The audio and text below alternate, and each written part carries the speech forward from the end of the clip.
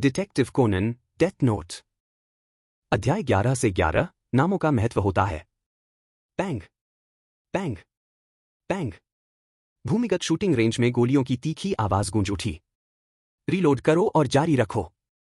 हयाशिकी ने आदेश का पालन किया, अपनी M9 पिस्तौल से मैगजीन निकाली और तेजी से उसमें गोलियां भर दी। तेज! कोच चिल्लाया, उसका दागदार चेहरा गुस्से से भर गया। हयाशिकी ने फिर से बंदूक भरी, उसे फिर से उठाया और किसी और संकेत का इंतजार किए बिना निशाना साधा और ट्रिगर दबा दिया। पैंग, पैंग, पैंग। बंदूक की नोक से निकली चिंगारियों से चैम्बर रोशन हो गया, गोलियों के खोखे उड़ने लगे और पीतल की गोलियां एक के बाद एक कागज के लक्ष्य को चीरती हुई निकल गईं, जिससे छेदों का एक सघन समूह बन गया। शुरुआत तो ठीक है, लेकिन आपका निशाना अभी भी सख्त है। यह तो बस एक स्थिर लक्ष्य है। अगर यह गतिशील लक्ष्य होता, या इससे भी बदतर, एक सशस्त्र लक्ष्य होता, तो आपकी बंदूक निकालने और गोली चलाने की अनुशासनिक सख्ती बहुत अधिक होती। यह मेरी उम्मीद से कहीं ज्यादा मुश्किल है। कोच की कठोर आलोचना पर हयाशिकी ने कुछ हद तक माफी मांगते हुए हल्की सी मुस्कान दी। उस व्यक्ति ने नाक सिकोड़ी, स्पष्ट रूप से अप्रभावित दिख रहा था। उसे इस शांत, विनम्र लड़के के बारे में कुछ खास नहीं लगा। उसका मृदुभाषी स्वभाव किसी हत्यारे या किसी भी उपयोगी व्यक्ति के साँचे में फिट नहीं बैठता था। फिर भी उसका कौशल बुरा नहीं था। शारीरिक रूप से कमजोर था, लेकिन उसकी प्रतिक्रियाएं प्रभावशाली थीं। कई और दौर के अभ्यास के बाद आज के लिए इतना ही काफी है। आप जा सकते हैं। धन्यवाद। लेकिन जाने से पहले, क्या आप मेरे लिए इस पर हस्ताक्षर कर देंगे, कोच? बिना किसी चेतावनी के, हयाशिकी ने मुस्कुराते हुए एक कागज की पर्ची और एक कलम निकाली। क्या? मुझे नाम इकट्ठा करने की आदत है। जब मैं किसी दिलचस्प व्यक्ति से मिलती हूं, तो मैं खुद को रोक नहीं पाती। कोच ने उसे ऐसे देखा जैसे वह पागल हो। अजीब आदमी। फिर भी, इस बच्चे की जरूरतों को पूरा करने के लिए जिनके आदेशों को याद रखते हुए, उसने अपना नाम लिख दिया और उसे वापस दे दिया। हयाशिकी की मुस्कान बरकरार रही, लेकिन इस बार उसमें एक सूक्ष्म बदलाव था। कुछ अधिक ठंडापन। यह बिल्कुल भी अजीब नहीं है। नामों का अपना महत्व होता है। उनमें एक व्यक्ति का जीवन समाहित होता है। यह कहना कोई अतिशयोक्ति नहीं होगी कि नाम उतना ही महत्वपूर्ण है जितना कि जीवन। कोच ने पलकें झपकाईं। यह बच्चा क्या बकवास कर रहा है? एक तिरस्कार और बुदबुदाते हुए अभिशाप के साथ वह मुड़ा और चला गया। स्पष्ट रूप से बातचीत समाप्त हो गई थी। हयाशिकी ने इसके बाद और कुछ नहीं कहा। खुद को साफ करने और यह सुनिश्चित करने के बाद कि उस पर बारूद की कोई गंध नहीं है, हयाशिकी भूमिगत प्रशिक्षण केंद्र से निकल गया। उनकी पुस्तक के विमोचन कार्यक्रम को लगभग एक सप्ताह हो चुका था और तब से सब कुछ शांत था। जिन ने उससे संपर्क नहीं किया था। इससे भी महत्वपूर्ण बात यह है कि फुटाबा पब्लिशिंग के आक्रामक जनसंपर्क अभियान की बदौलत हाल ही में प्रकाशित हुए हयाशिकी के नए उपन्यास को पहले से ही शानदार समीक्षाएं मिल रही थीं। उनकी लोकप्रियता लगातार बढ़ रही थी। इस लोकप्रियता का बड़ा श्रेय पुस्तक विमोचन कार्यक्रम को जाता है, जहां उनकी उपस्थिति ने बड़ी संख्या में महिला प्रशंसकों को आकर्षित किया था। फुटाबा ने इस लोकप्रियता का भरपूर लाभ उठाया और लगभग अगले संस्करण के कवर पर अपनी तस्वीर छपवा ली। और निश्चित रूप से, हस्ताक्षर समारोह में योको ओकिनो की उपस्थिति ने मनोरंजन जगत के पन्नों में सुर्खियां बटोरीं, जिससे उनकी सार्वजनिक छवि को और भी बढ़ावा मिला। कुछ प्रशंसक तो उनसे सेलिब्रिटी के रूप में डेब्यू करने की गुहार भी लगा रहे थे। योको के मैनेजर सकाई यामागिशी ने कई बार उनसे संपर्क किया था और पूछा था कि क्या वह मनोरंजन उद्योग में प्रवेश करने पर विचार करेंगे। Ring ring ring ring. Hello, मैं हूं। माफ कीजिए, शिक्षक हयाशिकी, मैं नानाए असामिया हूं। शुभ दोपहर, मिस असामिया। शुभ दोपहर। बिना सूचना दिए फोन करने के लिए क्षमा करें, लेकिन हमारा प्रकाशन गृह चाहता है कि आप निच्यूरी टीवी पर प्रसारित होने वाले एक जासूसी शो में दिखाई दें। आपका क्या विचार है? एक जासूसी शो? क्या आप मुझे इसके बारे में और बता सकते हैं? बिल्कुल। इसका नाम all Japan detective agency unit है, जो हर सप्ताहांत शाम को प्रसारित होता है। होस्ट देश भर के दर्शकों द्वारा भेजी गई वास्तविक जीवन की अनसुलझी रहस्यमय घटनाओं को प्रस्तुत करता है। वे कभी कभी मामलों को सुलझाने में मदद के लिए मशहूर हस्तियों को भी आमंत्रित करते हैं। दिलचस्प लग रहा है। यह आप जैसे रहस्य लेखक के लिए एकदम सही है, और शो की रेटिंग भी अच्छी है। यह बहुत अच्छा एक्सपोजर होगा। समझ गया। क्या यह ठीक रहेगा अगर मैं पहले कार्यक्रम देख लूं और फिर आपको जवाब दूं? बिल्कुल। मैं आपके जवाब का इंतजार करूंगा। फोन रखने के बाद हयाशिकी ने बाद में शो देखने का मन बना लिया। उस शाम वह टैक्सी लेकर मिहुआ सेकंड अपार्टमेंट वापस चला गया। लेकिन अपने फ्लैट में प्रवेश करने के बजाय वह हॉल पार करके सामने वाले फ्लैट की घंटी बजाने चला गया। क्लिक। दरवाजा खुला और एरी किसाकी उसके पीछे खड़ी थी। अंदर आ जाओ, ट्री। धन्यवाद। क्या तुम फिर से ट्रेनिंग पर गए थे? तुम जरूर थक गए होगे। थोड़ा सा, हयाशिकी ने अंदर कदम रखते हुए और घर के अंदर पहनने वाली चप्पलें बदलते हुए स्वीकार किया। लेकिन हाल ही में माहौल शांत रहा है, इसलिए मैंने सोचा कि मुझे अपनी फिटनेस बनाए रखनी चाहिए। यह तो अच्छी बात है। सक्रिय लड़के होना एक प्लस पॉइंट है, एरी ने गर्मजोशी भरी मुस्कान के साथ जवाब दिया। परिपक्वता से निखरी हुई उसकी सुंदरता निर्विवाद थी। हालांकि उनमें एक अनुभवी पेशेवर की शालीनता थी, लेकिन उनमें जरा भी बुढ़ापा नहीं था। चिकनी त्वचा, तीक्ष्ण नैनंश और आकर्षक कदकाठी उन्हें उनकी उम्र से कहीं अधिक युवा दर्शाती थी। उनमें शांत नारीत्व की झलक थी। क्या आप टीवी देख रही थीं, आंटी एरी?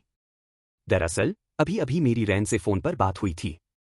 उसने कुछ दिन पहले मुझसे पूछा था कि क्या सच में उसकी कोई चचेरी बहन है जो तुम्हारी तरह हो। उसने बताया कि वह एक दोस्त के साथ खरीदारी करते समय अचानक तुम्हारे पुस्तक विमोचन कार्यक्रम में पहुंच गई थी। यह महज एक संयोग था। हमारी मुलाकात बहुत संक्षिप्त थी, लेकिन मैं समझ गया था कि वह एक असाधारण लड़की है। इतनी बड़ी बड़ी बातें मत करो, तुम उससे बस कुछ ही साल बड़े हो, एरी हंसते हुए बोली। फिर और गंभीरता से, अगर आपको कोई आपत्ति नहीं है तो शायद रैन और उसके दोस्तों के साथ कुछ समय बिताए। हमेशा अकेले बंद रहना अच्छा नहीं है। और मुझे यह जानकर ज्यादा सुकून मिलेगा कि आप उसके आसपास हैं। अगर मौका मिले तो मैं ऐसा करना चाहूंगा। उसने बताया कि वह इस रविवार को डोरोबिका पैराडाइज जा रही है। क्या आप उनके साथ जाना चाहेंगे? यह देखकर कि उसने तुरंत मना नहीं किया, एरी सचमुच खुश दिखी। वह इस बात को भली भांति जानती थी कि उसकी बेटी शिनिची कुडो के करीब आ रही थी, जो उसकी पुरानी दोस्त युकिको का बेटा था। ऐसा नहीं था कि वह शिनिची को नापसंद करती थी, वह प्रतिभाशाली और सभ्य था। लेकिन खतरे में कूदने की उसकी प्रवृत्ति उसे असहज कर देती थी। और सच कहें तो उसने जासूसी पेशे की प्रशंसा करना बहुत पहले ही छोड़ दिया था। उसकी तुलना में हयाशिकी अधिक सुरक्षित था, विनम्र, शांत, प्रतिभाशाली, और जाहिर है उनकी खूबसूरती भी इसमें चार चांद लगा देती थी। यह सुनने में तो मजेदार लगता है, लेकिन रविवार को मेरी एक शो की रिकॉर्डिंग हो सकती है। एक शो? हाँ, बेका टीवी पर वो जासूसी कार्यक्रम, all Japan detective agency unit. Miss Asamiya ने मुझे आज ही इसके बारे में बताया। ओह, वो वाला। एरी की आंखें चमक उठीं। मैं जरूर देखूंगी। शायद मैं आपके लिए सबसे आगे वाली सीट का इंतजाम कर दूं, हयाशिकी ने मजाक में कहा। मैं कोशिश करूंगा कि खुद को शर्मिंदा न करूं। वह मुस्कुराया। लेकिन अंदर ही अंदर उसके विचार पहले ही कहीं और भटक चुके थे। डोरोबिका पैराडाइज। अगर वह सही था तो अगली कहानी की शुरुआत वहीं से हो सकती है। अध्याय 12 से 12 टीवी पर। रविवार, Nichimei TV studio. Check check. आवाज ठीक है। माइक्रोफोन कनेक्शन ठीक है। कैमरे सही जगह पर लगे हैं। श्री हयाशिकी कैसे हैं? सब तैयार है। प्रोडक्शन टीम ने निर्बाध समन्वय के साथ काम किया और सहायक निर्देशक पहले से ही हयाशिकी को सही जगह पर लाने में मदद कर रहे थे। जब शो शुरू हो जाए तो बस कैमरे के निर्देशों का पालन करें। घबराएं नहीं, बस आराम करें और आनंद लें। हयाशिकी ने शांति से सिर हिलाया। मंच पर अपनी सीट से उन्होंने दर्शकों की ओर देखा। सबसे आगे और बीच में संपादक नानाए असामिया और एरी किसाकी बैठी थी। बाद वाली ने उन्हें उत्साहवर्धक थम्स अप दिया और मुस्कुराई। हयाशिकी ने हल्की सी मुस्कान लौटा दी। फिर निर्देशक ने उल्टी गिनती शुरू की और कैमरे की लाल बत्ती जल उठी। रिकॉर्डिंग आधिकारिक तौर पर शुरू हो चुकी थी। शुभ संध्या सभी को। All Japan detective agency unit के एक और एपिसोड में आपका स्वागत है। मैं आपका होस्ट ताकाशी मात्सुओ हूं। बीच की मांग वाले बालों और चौड़ी मुस्कान वाले एक हंसमुख व्यक्ति ने शो की शुरुआत की। उसके बगल में एक हंसमुख युवती खड़ी थी जो अपने गालों की ओर इशारा करते हुए शानदार ढंग से मुस्कुरा रही थी। और मैं आपकी मेजबान अयाको नागाई हूं। सभी को नमस्कार। हमेशा की तरह हम देश भर के दर्शकों द्वारा भेजी गई पेचीदा, अनसुलझी रहस्यमय घटनाओं को सुलझाने में जुटेंगे, मात्सुओ ने कैमरे को समझाया।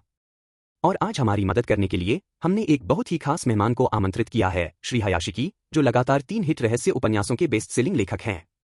अयाको के इशारे पर कैमरा हयाशिकी की ओर घूम गया। शुभ संध्या सभी को।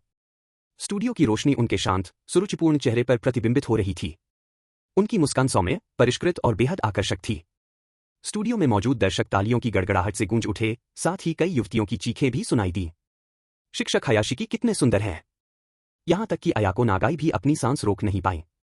हालांकि उसका लहजा चंचल था, लेकिन उसकी आंखों में दिख रही प्रशंसा सच्ची थी। कृपया नियमित ग्राहक बनकर वापस आइए। आप शायद हमें रेटिंग में नंबर 1 पर पहुंचने में मदद कर सकते हैं। अयाको, तुम उसे इसलिए बुक करने की कोशिश नहीं कर रही हो, मात्सुओ हंसते हुए बोला। दोनों क्यों नहीं? रेटिंग भी और खूबसूरती भी, उसने चिढ़ाते हुए कहा। अगर ऐसा हुआ तो निर्देशक मुझे कैमरे के पीछे से ही कार्यक्रम की मेजबानी करने को कहेंगे। कोई बात नहीं, हम आपकी आवाज को वैसे ही रखेंगे और श्री हायाशिकी को स्क्रीन पर दिखाएंगे। दर्शकों में हंसी की लहर दौड़ गई। हायाशिकी ने विनम्रतापूर्वक मुस्कुराते हुए उनका साथ दिया। सच कहूं तो मुझे लगा था कि इस तरह के शो में काम करना ज्यादा गंभीर होगा। बिल्कुल नहीं, मात्सुओ ने जवाब दिया। हम यहां माहौल को हल्का फुल्का रखना पसंद करते हैं। बिल्कुल सही। यह शो रहस्य के साथ मनोरंजन करने के बारे में है, अयाको ने आगे कहा। फिर वह हायाशिकी की ओर मुड़ी, उसकी आंखों में शरारत की चमक थी। लेकिन सच में, पास से देखने पर आप बेहद खूबसूरत लगती हैं। क्या मैं आपसे कुछ पूछ सकता हूं? जब तक यह कोई कबूलनामा न हो, हायाशिकी ने सहजता से मजाक में कहा। क्या यह कोई कबूलनामा हो सकता है? कृपया ऐसा मत करो, उसने बिना रुके जवाब दिया। आह! दर्शक फिर हंसे, हालांकि कुछ महिला प्रशंसक अयाको की हिम्मत से थोड़ी ईर्ष्या करती हुई प्रतीत हुई। जल्दी से संभलकर अयाको मुस्कुरा उठी। ठीक है, एक गंभीर सवाल, क्या आपके पास त्वचा की देखभाल के कुछ राज हैं? आपकी त्वचा मेरी जान पहचान की ज्यादातर महिलाओं से बेहतर है। वैसे मैं कुछ खास नहीं करती। सनस्क्रीन के अलावा मुझे लगता है कि मुझे नहाने में मजा आता है। सनस्क्रीन और स्नान? हाँ।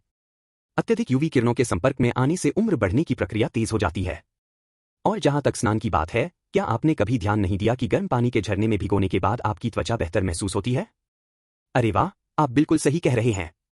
इसलिए शरीर के अंदर और बाहर दोनों तरह से हाइड्रेटेड रहना महत्वपूर्ण है, हायाशिकी ने हल्की मुस्कान के साथ जवाब दिया। दर्शकों में मौजूद एरी किसाकी भी मुस्कुराए, राहत और गर्व से भरे हुए। कैमरे के सामने वे पूरी तरह सहज, आकर्षक और वाक्पटु दिखाई दिए। मेजबान को जब यह एहसास हुआ कि हंसी मजाक में उसकी बात दब रही है, तो उसने धीरे से बातचीत का रुख बदल दिया। यह सब बहुत दिलचस्प है, लेकिन मुझे यकीन है कि दर्शक भी उत्सुक होंगे, एक रहस्य उपन्यासकार का दैनिक जीवन कैसा होता है। क्या आप हमें अपनी दिनचर्या के बारे में थोड़ा बता सकते हैं? खैर, सब कुछ एक कहानी के विचार से शुरू होता है, हायाशिकी ने शांत भाव से सिर हिलाते हुए समझाया। एक बार जब मेरे मन में कुछ विचार आ जाता है, तो मैं बैठ जाता हूं और लिखना शुरू कर देता हूं। बेशक, मैं बीच बीच में सुधार करता रहता हूं, लेकिन सच कहूं तो इसमें कोई खास आकर्षण नहीं है। फिर भी, आपके उपन्यासों में कुछ तकनीकें काफी जटिल हैं, मात्सुओ ने थोड़ा आगे झुकते हुए पूछा। आप इतने पेचीदा रहस्य कैसे रचते हैं? मुझे जासूसी कहानियों में हमेशा से गहरी दिलचस्पी रही है। मैं बहुत सारी सामग्री पढ़ता हूं, और मैं इस बात पर गहराई से विचार करता हूं कि किसी मामले को दिलचस्प क्या बनाता है। जब मामले गढ़ने की बात आती है, तो मैं आमतौर पर उल्टे क्रम में लिखता हूं। उल्टा? अयाको ने दोहराया। हाँ। मैं अक्सर अंतिम दृश्य से शुरू करती हूं, पीड़ित की मृत्यु कैसे होती है, तरीका, मोड़। अगर मुझे कुछ अच्छा सूझता है, तो मैं कहानी के बाकी हिस्सों को बनाने के लिए पीछे की ओर काम करती हूं, मकसद, घटनाएं और भावनात्मक चाप। कुछ ऐसा जैसे पहले तीर चलाना और फिर लक्ष्य को चिह्नित करना। यह तो एक दिलचस्प तकनीक है, मात्सुओ ने सिर हिलाते हुए कहा। तो आपकी लेखन प्रक्रिया का सबसे कठिन हिस्सा क्या है? हायाशिकी एक पल के लिए हिचकिचाया, फिर शर्माते हुए मुस्कुराया। सच में? किरदारों के नाम। उसकी आवाज थोड़ी नरम हो गई। उसने अपनी जैकेट में हाथ डाला और एक चिकनी, काली नोटबुक निकाली। मुझे लोगों के नाम याद रखने में बहुत दिक्कत होती है, इसलिए मैं इसे हमेशा अपने साथ रखता हूं। अगर मुझे कोई दिलचस्प व्यक्ति मिलता है, तो मैं उसका नाम पूछकर लिख लेता हूं ताकि बाद में प्रेरणा के रूप में उसका उपयोग कर सकूं। वाह, यहां तो ढेरों नाम हैं, अयाको ने आंखें चौड़ी करके झांका। यह तो बहुत ही चतुराई भरा विचार है। मुझे आश्चर्य हो रहा है। क्या मुझे भी इसमें शामिल होने का सौभाग्य प्राप्त होगा? मैं भी, मात्सुओ ने शरारती अंदाज में कहा। सोचो, तुम्हारा नाम किसी रहस्यमयी किरदार में बदल जाए। कितना मजा आएगा। मुझे खुशी होगी, हायाशिकी ने मुस्कुराते हुए कहा और नोटबुक और पेन उसे सौंप दिया। कैमरा जूम इन हुआ और ताकाशी मात्सुओ ने गर्व से अंदर अपना नाम साइन किया। अयाको ने खिलखिलाते हुए उसका अनुसरण किया और उसके बगल में अपना जवाब जोड़ दिया। वे दोनों स्पष्ट रूप से आनंद ले रहे थे और फुटाबा पब्लिशिंग के साथ हुए समझौते को बखूबी निभा रहे थे। शुरुआत से ही निर्माताओं ने हायाशिकी को एक उभरते हुए रहस्य कथा लेखक के रूप में पेश करने और पूरे एपिसोड में उनकी नई किताब का प्रचार करने की योजना बनाई थी। अब तक योजना पूरी तरह से कारगर साबित हो रही थी। अध्याय 13 से 13, हत्या करने की प्रबल इच्छा वाला मेजबान। एक धुंधली रोशनी वाले बार में धूल भरी टेलीविजन स्क्रीन की टिमटिमाती रोशनी में परछाइयां नाच रही थी। बार के दूसरे छोर पर जिन और वोडका चुपचाप बैठे और जापान डिटेक्टिव एजेंसी यूनिट का प्रसारण देख रहे थे। स्क्रीन पर हयाशी योशिकी ने शालीनता से बात की, उनकी आवाज हमेशा की तरह स्पष्ट और स्थिर थी। जिन ने हल्के से उपहास किया। उसे देखो, वोदका हंसा। अब कितना लोकप्रिय है। सोचो उसके प्रशंसकों की क्या प्रतिक्रिया होगी अगर उन्हें पता चले कि उसने किसी को मार डाला है। उसने ऐसा नहीं किया है, जिन ने सपाट लहजे में कहा और अपनी सिगरेट से एक लंबा कश लिया। गलत मत समझो, वोदका। वोदका थोड़ी देर रुका, फिर सिर हिलाया। ठीक है। तकनीकी रूप से। वास्तव में हयाशी योशिकी की सभी हत्याएं आकस्मिक थीं, साफ सुथरी, रक्तहीन, त्रुटिहीन। कोई सुराग नहीं बचा था। जिन अपनी तमाम शंकाओं और सतर्कता के बावजूद इस बात से इनकार नहीं कर सका कि वह प्रभावित था। उसके होठों के किनारों पर एक टेढ़ी मेढ़ी मुस्कान उभर आई। वह काबिल है, जिन ने बुदबुदाते हुए कहा। तेज तर्रार। सटीक। दिलचस्प। सही समय आने पर मैं उसकी फिर से परीक्षा लूंगी। लेकिन अभी के लिए उसे अपनी थोड़ी सी शोहरत का आनंद लेने दो। वोडका आगे झुकी। वैसे तस्करी किए गए हथियारों के बारे में छोड़ो इसे। योजना पर कायम रहो। हम डोरोबिगा पैराडाइज पार्क में मिलेंगे, जिन ने बिना किसी झिझक के जवाब दिया। वोडका ने सिर हिलाया। मैंने पहले ही फोन कर दिया है। उन्हें पता है कि पैसे कैसे लाने हैं। नेगेटिव के लिए 100 मिलियन येन बुरा नहीं है। वे तस्करी किए गए हथियारों से एक कंपनी को ब्लैकमेल कर रहे थे, जिसका वीडियो टेप में कैद हो गया था। यह तो आम बात है। उनका मकसद पैसे वसूलना और फिर कंपनी की जमीन पर नई प्रयोगशाला बनाना था। साफ सुथरा, क्रूर, कारगर। अचानक वोडका ने टीवी की ओर सिर झुकाया। अरे, विज्ञापन में वो महिला कितनी सुंदर है। जिन ने कोई जवाब नहीं दिया। इस बीच निचिमेई टीवी स्टूडियो में स्टेज क्रू ने कमर्शियल ब्रेक के अंत की घोषणा की। सहायक होस्ट अयाको नागाई काफी राहत महसूस कर रही थीं, जबकि मुख्य होस्ट ताकाशी मात्सुओ ने अपना पेट पकड़ रखा था। उफ, मुझे बहुत तकलीफ हो रही है। क्या बात है, श्रीमान मात्सुओ? आज सुबह से मेरा पेट खराब है, उसने हल्की मुस्कान के साथ कहा। फिर वह पास खड़े एक कर्मचारी की ओर मुड़ा। क्या आप पता लगा सकते हैं कि निदेशक सुबह इस समय कहाँ हैं? बेशक। कुछ ही क्षण बाद मात्सुओ को उत्तर मिला। निर्देशक मिचिहिको सुबह चौथी मंजिल के मिक्सिंग रूम से कार्यक्रम की लाइव निगरानी कर रहे थे। मात्सुओ की आंखें सिकुड़ गईं। उसका हाथ, जो अभी भी उसके पेट पर दबा हुआ था, थोड़ा और कस गया। बिल्कुल सही। सभी चीजें अपनी जगह पर थीं। मात्सुओ ने शो को सालों दिए थे, लेकिन अब सुबह उन्हें शो से बाहर करना चाहता था। उनकी जगह किसी ब्यूटी स्टार को लाने और शो के फॉर्मेट को कामुक बनाकर रेटिंग दोगुनी करने की योजना बना रहा था। सुबह ने तो यहां तक कह दिया था, अपने आखिरी शो का आनंद लो। और इसलिए मात्सुओ ने फैसला किया कि सुबह के साथ यह वास्तव में उनका आखिरी शो होगा। उसने अपनी पीठ सीधी की और अपने चेहरे के भावों को सामान्य कर लिया। All Japan detective agency unit में आपका फिर से स्वागत है, उन्होंने प्रसारण के दौरान मुस्कुराते हुए कहा, मानो कुछ हुआ ही न हो। चलिए अपनी बातचीत पर वापस आते हैं। श्री हयाशी, एक रहस्य उपन्यासकार के रूप में किस प्रकार के अपराध को सुलझाना सबसे आसान होता है? ऐसी ही परिस्थितियों में हयाशी ने शांत भाव से उत्तर दिया, गोली चलाना आमतौर पर सबसे आसान होता है। गोलीबारी? मात्सुओ ने भौहें चढ़ाते हुए पूछा। हाँ, हयाशी ने सिर हिलाया। गोलीबारी के निशान स्पष्ट और अचूक होते हैं, बंदूक की नली के जलने के निशान, प्रवेश बिंदु। छिपे हुए तरीकों या अस्पष्ट झरों की तुलना में इन्हें छुपाना कहीं अधिक कठिन है। मात्सुओ ने मुश्किल से निगल लिया। मैं समझ गया।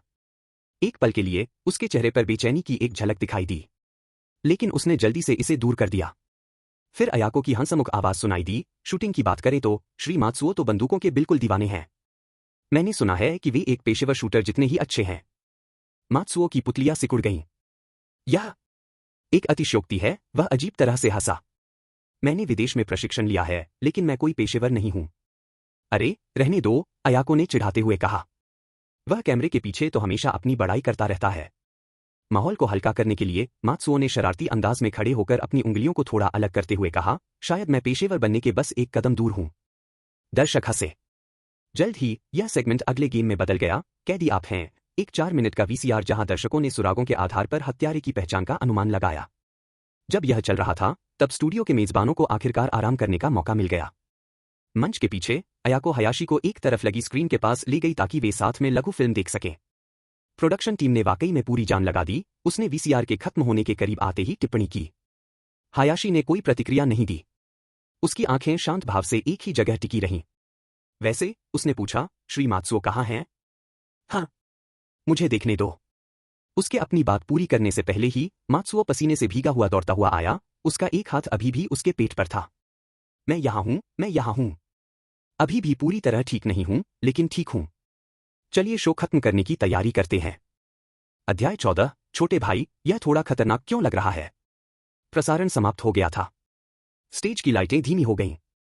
स्टेज के पीछे कर्मचारियों द्वारा सफाई करने और केबलों को समेटने की चहल पहल के बीच ताकाशी मात्सुओ ने हयाशी योशिकी से गर्मजोशी से हाथ मिलाया। आपके समय के लिए धन्यवाद, शिक्षक हयाशी, उन्होंने विनम्रतापूर्वक मुस्कुराते हुए कहा। आपसे मिलना हमारे लिए सम्मान की बात थी। हमेशा ऊर्जावान रहने वाली समेजबान नागाई अयाको आगे बढ़ी और झुककर अभिवादन किया। सचमुच, आपका बहुत बहुत धन्यवाद। आप कमाल की थी। नहीं, मुझे तो बहुत खुशी हुई, योशिकी ने अपने हमेशा के सौम्य लहजे में जवाब दिया। टेलीविजन पर यह मेरी पहली उपस्थिति थी। मुझे इस बात का अंदाजा नहीं था कि होस्टिंग में कितनी मेहनत लगती है। अयाको खिलखिलाकर हंस पड़ी। तुम बिल्कुल भी घबराई हुई नहीं लग रही थी। हमारे यहाँ ऐसे सेलिब्रिटी मेहमान भी आए हैं जो लाल बत्ती जलते ही जम गए थे। मैंने इसे अच्छी तरह छिपा लिया, उसने हल्की मुस्कान के साथ जवाब दिया। लेकिन हाँ, यह वाकई एक अनोखा अनुभव था। हाँ, शिक्षक हयाशी, मात्सुओ मुस्कुराया। क्या आप मुझे एक ऑटोग्राफ देंगे? बेशक। उन्होंने हल्की फुल्की बातचीत की, माहौल सहज हो गया। दूर के गलियारे से एरी किसाकी पास आईं, अपने सिले सिलाए सूट में चुस्त दुरुस्त, हर कदम में शालीनता।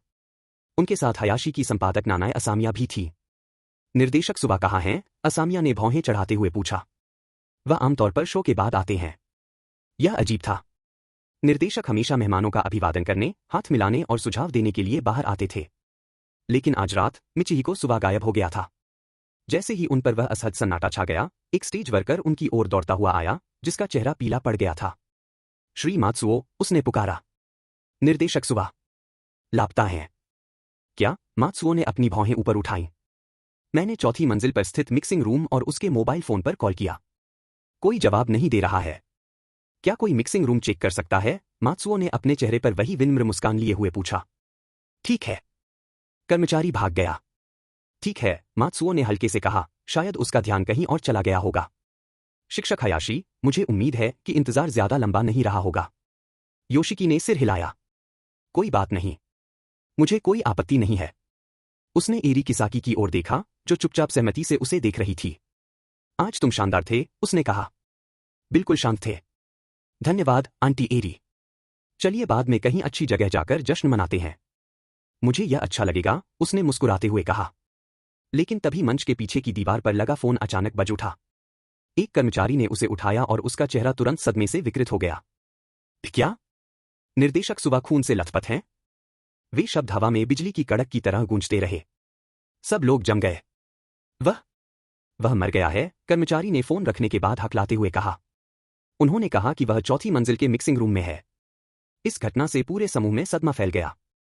बिल्कुल नहीं। चलो देखते हैं। किसी ने अनुमति का इंतजार नहीं किया। वे स्टूडियो से तेजी से बाहर निकल गए और चौथी मंजिल की ओर नीचे उतरने लगे। लेकिन लिफ्ट खराब थी, आपातकालीन लॉकडाउन। उन्हें सीढ़ियों से जाना पड़ा। नीचे उतरते समय उन्होंने देखा कि 7वीं मंजिल से आने वाली मुख्य सीढ़ी बक्सों और भारी प्रॉप बॉक्सों के ढेर से अवरुद्ध थी। इस कारण उन्हें दूसरी तरफ की वैकल्पिक सीढ़ी से होकर जाना पड़ा। जब वे अंतः मिश्रण कक्ष में पहुंचे, तो गलियारा पहले से ही कर्मचारियों से भरा हुआ था जो दबी आवाज में फुसफुसा रहे थे। कृपया रास्ता दीजिए। हटिए। वे वहां जमा हुए कर्मचारियों के बीच से धक्का मुक्की करते हुए आगे बढ़े। अंदर का नजारा देखकर वे एकदम स्तब्ध रह गए। मिचिहिको सुबह दीवार के सहारे झुका हुआ था। गोली लगने से उसकी कनपटी बुरी तरह क्षतिग्रस्त हो गई थी। पास की खिड़की पर खून के छींटे पड़े थे और कमरे में हर जगह हमले के निशान थे। गलियारे में चीखों की गूंज सुनाई दी। क्या किसी ने पुलिस को बुलाया? किसी ने चिल्लाकर कहा। वे तो पहले से ही रास्ते में हैं। तो फिर किसी भी चीज को मत छुओ। घबराहट के बीच हयाशी योशिकी की आवाज स्पष्ट रूप से सुनाई दी। शांत, स्थिर, प्रभावशाली। वह आगे बढ़ा और कमरे के सामने खड़ा हो गया। हालांकि शव स्पष्ट रूप से दिखाई दे रहा था, उसके चेहरे पर जरा भी भाव नहीं आया। उससे एक विचित्र सन्नाटा छा गया। लोग सहज रूप से पीछे हटने लगे। लगभग 20 मिनट बाद टोक्यो मेट्रोपॉलिटन पुलिस पहुंची। बाहर सायरन थोड़ी देर के लिए बज रहे थे। टीम का नेतृत्व करने वाले अधिकारी इंस्पेक्टर जुजो मेगुरे थे, जो मजबूत कदकाठी के व्यक्ति थे, जिनकी आंखें दयालु थीं और जिनका लहजा स्पष्टवादी था। परिधि को सुरक्षित करो, उसने आदेश दिया। तलाशी अभियान शुरू करो। अधिकारी तुरंत चारों ओर फैल गए, डेटा इकट्ठा करने लगे, घटनास्थल की तस्वीरें लेने लगे और निकास मार्गों को सील करने लगे। सुबह की मौत कोई साधारण हत्या नहीं थी। इसमें बंदूक का इस्तेमाल किया गया था, जो कि दुर्लभ, गंभीर और पूरे थाने में दहशत फैलाने वाला था। इंस्पेक्टर मेगुरे। वह मुड़ा और जब उसने देखा कि किसने बुलाया है, तो उसका चेहरा खिल उठा। वकील किसाकी।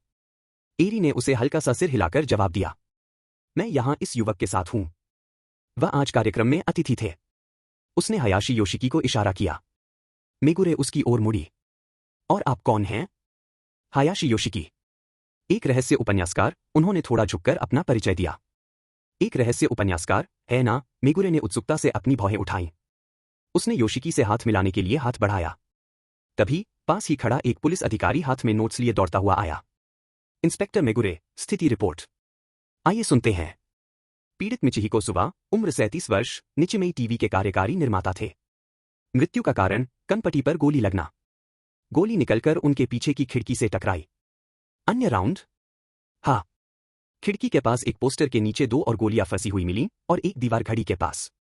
खोलें। 4 खाली खोखे, सभी दूर कोने में।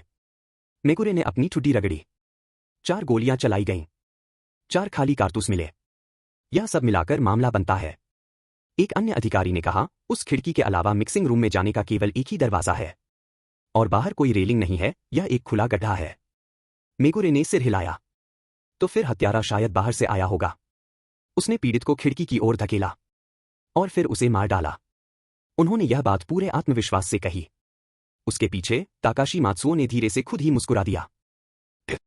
तभी एक नई आवाज सुनाई दी। इंस्पेक्टर मेगुरे, हायाशी योशिकी ने कहा, क्या मेरे लिए अंदर देखना संभव होगा? मेगुरे ने पलकें झपकाईं। क्यों, श्रीमान हायाशी? क्या आपको कुछ संदेह है? मुझे अभी पता नहीं है, योशिकी ने जवाब दिया। लेकिन एक रहस्य उपन्यासकार होने के नाते मैं अक्सर कल्पना करता हूं कि अपराध कैसे किए जा सकते हैं। मेरे मन में कुछ विचार आए हैं। हत्यारे ने किन तरीकों का इस्तेमाल किया होगा? मेगुरे ने अपनी आंखें सिकोड़ ली। मैं समझ गया। लेकिन सच कहूं तो, छोटे भाई, क्या तुम्हारे कहने का तरीका थोड़ा खतरनाक नहीं लगता? अध्याय 15 से 15, उदाहरण के लिए, वहां एलियंस मौजूद हैं। मीडिया कंपनियों में खबरें आमतौर पर तेजी से फैलती हैं। मिचिहिको सुवा की गोली मारकर हत्या किए जाने की खबर जल्द ही बेइका टीवी स्टेशन की इमारत में फैल गई। जैसे ही पुलिस उनके शव को ले गई, समाचार विभाग के उनके कुछ सहकर्मी कैमरे लिए और उत्साहित चेहरों के साथ दौड़ते हुए पहुंचे। श्रीमान मात्सुओ, श्रीमान मात्सुओ, क्या मैं पूछ सकता हूं कि अब आप कैसा महसूस कर रहे हैं? कृपया हमें बताएं, ऐसी अफवाहें हैं कि आपका शो रद्द होने वाला है। क्या आपको लगता है कि इसका कारण यह है कि आपके प्रशंसक इसे स्वीकार नहीं कर सकते? या शायद श्री मात्सुओ, आपका निदेशक सुवा के साथ कोई विवाद था, इसलिए?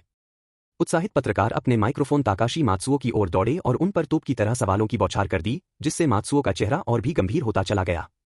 चुप रहो, उसने आंखें चौड़ी करके अपने साथियों को जाने के लिए चिल्लाया। क्या तुम लोगों का काम हो गया? पास ही मौजूद पुलिस ने मीडियाकर्मियों के समूह को रोकने के लिए तुरंत कार्रवाई की। जब एक पुलिस अधिकारी ने ताकाशी मात्सुओ को एक तरफ ले जाने की कोशिश की, तो उन्हें कांपते हुए, कंधे झुकाए और आंखों में उदासी छाते हुए देखा गया, मानो वे अपनी भावनाओं को रोकने के लिए संघर्ष कर रहे हों। हमने शो को रद्द करने के बारे में बात की थी, लेकिन श्री सुवा ने मुझसे कहा कि वे चाहते हैं कि मैं शो की मेजबानी करना जारी रखूं। साथ ही प्रसारण के दौरान श्री सुवा के मिक्सिंग रूम में आने का कारण वास्तव में मुझसे इस मुद्दे पर चर्चा करना था। उन्होंने उस समय कहा था कि शो खत्म होने के बाद हम इस बात पर चर्चा कर सकते हैं कि कंटेंट को और अधिक रोचक कैसे बनाया जाए। लेकिन जब तक मात्सुओ ताकाशी ने यह कहा, तब तक उनकी आंखें आंसुओं से भर चुकी थीं। सभी पत्रकारों ने अपने माइक्रोफोन ऊपर उठाए और चुपचाप उसकी ओर देखने लगे। मैं, ताकाशी मात्सुओ, सबके सामने शपथ लेता हूं। मैं श्री सुवा की वसीयत को आगे बढ़ाऊंगा और इस कार्यक्रम की मेजबानी जारी रखूंगा। और मात्सुओ ने दांत पीसते हुए कहा, उसकी आंखों में दृढ़ संकल्प झलक रहा था, मैं इस मामले को पर्दे पर लाऊंगा और श्री सुवा के हत्यारे को पकड़ने के लिए अपनी पूरी कोशिश करूंगा। उस समय मिक्सिंग रूम में लगे टीवी पर मात्सुओ ताकाशी की जोरदार घोषणा प्रसारित हो रही थी। क्या इस आदमी को लगता है कि हम पुलिस वाले हत्यारे को नहीं पकड़ सकते? यह सुनकर इंस्पेक्टर जुजो मेगुरे नाखुश दिखे। क्योंकि घटना से पहले मिचिहिको सुवा यहां कार्यक्रम देख रहे थे, इसलिए स्वाभाविक रूप से टीवी चालू था और निचिउरी टीवी चैनल पर ट्यून किया हुआ था और अब निचिउरी टीवी स्टेशन के लाइव शाम के समाचार प्रसारित कर रहा था। यह स्पष्ट है कि एक ही कंपनी के एक सहकर्मी का निधन हो गया है, फिर भी वे पत्रकार इतने उत्साहित थे कि उन्होंने इसका सीधा प्रसारण करने के लिए कैमरे भी साथ ले लिए। मिक्सिंग रूम के प्रवेश द्वार पर खड़ी नानाए असामिया ने अपने चेहरे पर एक अजीब भाव के साथ पत्रकारों को देखा। दूसरी ओर एरी किसाकी के चेहरे पर शांत भाव थे, मानो वह इसकी आदी हो चुकी हो। यह मीडिया है। श्रीमान हायाशी, चलिए पिछले विषय पर चर्चा जारी रखते हैं। क्या आपको अभी कुछ मिला? जी हां, इसमें कोई संदेह नहीं है कि हत्यारा श्री मात्सुओ ही है। मिक्सिंग रूम के अंदर थोड़ी देर टहल चुके हायाशी योशिकी पास आए और मुस्कुराते हुए बोले। उन्होंने अपनी आवाज बिल्कुल भी धीमी नहीं की। चूंकि रिपोर्टर और मात्सुओ ताकाशी दरवाजे पर मौजूद थे, इसलिए यह सुनकर, जो अभी अभी कैमरे के सामने रोते हुए खड़े थे, मात्सुओ ने जोरदार प्रतिक्रिया दी। वह अचानक मुड़े और बोले, आप क्या बकवास कर रहे हैं, श्रीमान हयाशी? मैं डायरेक्टर सुवा को कैसे मार सकता हूं? हालांकि मेरी उनसे पहले कुछ बहस हुई थी, लेकिन इसका कोई मतलब नहीं है। उसने कैमरों को झटक दिया, पास गया और घबराकर चिल्लाया, अरे, तुम पुलिस वाले सिर्फ उसकी कही बातों के आधार पर मुझ पर शक तो नहीं करोगे, है ना? और क्या सुवा की मौत का समय अभी तक तय नहीं हुआ है? निर्देशक सुवा की मृत्यु 20:15 और 20:55 के बीच के 40 मिनट के भीतर होनी चाहिए थी। उत्तर देने वाले व्यक्ति का नाम हयाशी योशिकी था। अपने सुंदर चेहरे पर एक सौम्य मुस्कान लिए उन्होंने अपनी तर्जनी उंगली उठाई और कहा, श्री मात्सुओ, रात 8:15 बजे आपने कर्मचारियों को निदेशक सुवा के स्थान की पुष्टि करने के लिए फोन करने को कहा था और उन्होंने बहुत जल्दी जवाब दिया। मैं उस समय पास ही था, इसलिए मैंने यह सुना। मैंने उस समय फोन किया था।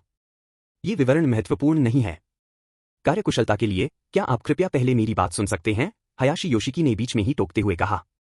शो रात 8:55 बजे समाप्त होने के बाद, जब स्टाफ ने दोबारा फोन किया तो किसी ने जवाब नहीं दिया। इसलिए, मैं निर्देशक सुवा की मृत्यु का समय अस्थायी रूप से उन 40 मिनटों के भीतर ही निर्धारित कर रहा हूं। बिल्कुल सही। मैं उस समय शो की रिकॉर्डिंग कर रहा था, है ना? मेरे पास सुवासान को मारने का समय कैसे हो सकता था? जब शो खत्म होने वाला था, तब एक 4 मिनट का वीसीआर चलाया गया। श्री मात्सुओ, आप बिना कुछ कहे कमरे से चले गए, सही कहा ना? यह तो सिर्फ 4 मिनट का था। मात्सुओ ताकाशी ने जोर से चिल्लाया। वह मन ही मन खुश था, यह सोचकर कि 4 मिनट की वह समयावधि उसकी हत्या की योजना का सबसे चतुर हिस्सा थी। आपको यह समझना होगा कि रिकॉर्डिंग स्टूडियो 9वीं मंजिल पर है।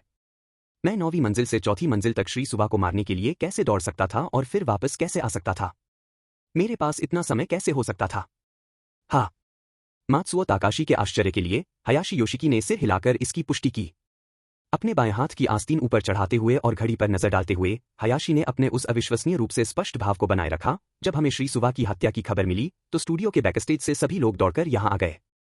सीढ़ियां बंद होने के कारण, लगभग 7 मिनट लग गए। मुझे लगता है कि अगर हम जल्दी भी करते, तो भी यह समय लगभग 6 मिनट में ही पूरा हो सकता था। अरे, क्या सच में आपके पास ऐसी चीजों पर ध्यान देने का समय था? इंस्पेक्टर मेगुरे थोड़ा हैरान थे।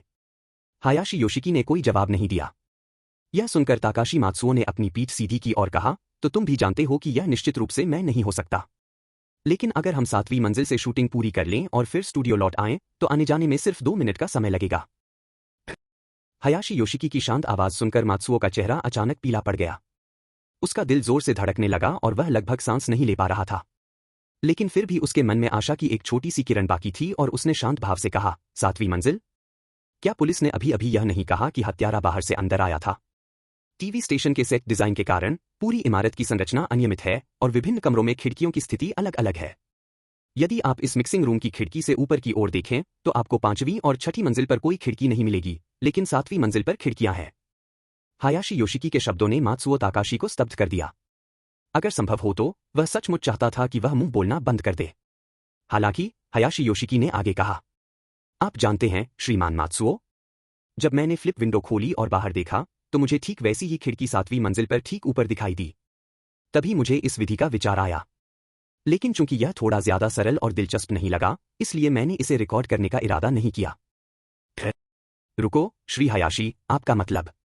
इंस्पेक्टर मेगुरे थोड़े स्तब्ध लग रहे थे।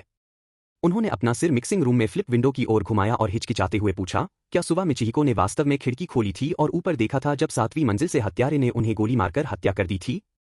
हाँ। लेकिन वह खिड़की खोलकर बाहर क्यों देखेगा? मुझे इस बारे में पक्का नहीं पता। हो सकता है हत्यारे ने उसे फोन कॉल या किसी और बहाने से बाहर देखने को कहा हो, जैसे बाहर एलियंस हैं, आकर देखो। हयाशी योशिकी ने मुस्कुराते हुए यह कहा, जिससे इंस्पेक्टर मेगुरे के होंठ हल्के से फड़क उठे। इसी बीच ताकाशी मात्सुओ, जो पहले बहुत उग्र प्रतिक्रिया दे रहा था, अब अवाक रह गया था।